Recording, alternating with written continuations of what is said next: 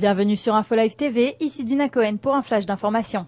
Dick Cheney, le vice-président américain, accuse Moscou d'alimenter indirectement en armes les combattants terroristes du Moyen-Orient. Selon lui, la Russie a vendu des armes perfectionnées au régime de Syrie et d'Iran. Une partie des armes vendues serait ainsi parvenue à des combattants terroristes au Liban et en Irak. De plus, il a ajouté que ces ventes avaient mis en danger les perspectives de paix et de liberté dans la région. Dick Cheney s'exprimait devant le forum Ambrosetti réuni dans le nord de l'Italie. Le président palestinien Mahmoud Abbas a déclaré samedi au Caire que la solution à la crise israélo-palestinienne ne serait pas atteinte d'ici la fin de l'année 2008. Abbas a fait ces remarques à l'issue de sa rencontre avec le président égyptien Hosni Moubarak plus tôt dans la journée. Les dirigeants israéliens et palestiniens ont promis en novembre dernier à la conférence d'Annapolis aux États-Unis d'atteindre un accord d'ici décembre 2008. Cependant, peu de progrès visibles ont été réalisés depuis.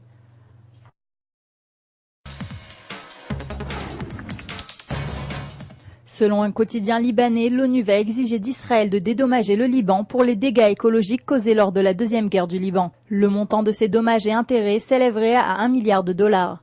Le secrétaire général de l'ONU, Ban Ki-moon, va présenter un rapport en ce sens lors de la prochaine Assemblée générale des Nations unies. Israël, de son côté, avait toujours prévenu qu'il considérait le pouvoir libanais comme responsable des agissements du Hezbollah à partir de son territoire. Un responsable du Hamas a confirmé samedi que le chef politique du mouvement, Khaled Mashal, s'était engagé à transmettre au soldat israélien Gilad Shalit une lettre de son père. C'est le président français Nicolas Sarkozy qui avait transmis la missive à l'émir du Qatar lors d'un sommet quadripartite en Syrie ce jeudi. Mohamed Nasser, membre du bureau politique du Hamas, a précisé que l'émir avait remis le courrier à Khaled Mashal et que celui-ci avait l'intention de le remettre à Gilad Shalit. Selon le quotidien arabe Asharq al-Awsat, les forces de sécurité égyptiennes ont découvert ce samedi 3 tunnels de contrebande sur la frontière avec la bande de Gaza. Les contrebandiers, qui tentent incessamment de voler des téléphones portables, de l'alimentation et de l'essence dans le territoire côtier, ont réussi à fuir et éviter l'arrestation. Lors d'une conférence la semaine dernière, les responsables du Hamas ont précisé qu'ils comptent empêcher les nouveaux tunnels de contrebande d'opérer dans la région.